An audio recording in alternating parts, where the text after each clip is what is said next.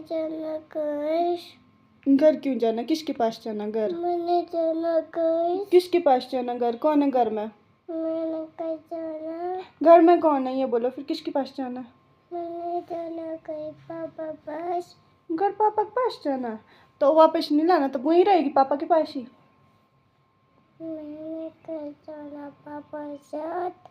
घर से ना पापा के साथ, चल ठीक है। पापा फ़ोन ही नहीं उठा रहे, तब क्या करना? मैंने पाजी साथ पकाना। अच्छा ठीक है। मेरे को काम आ जाए।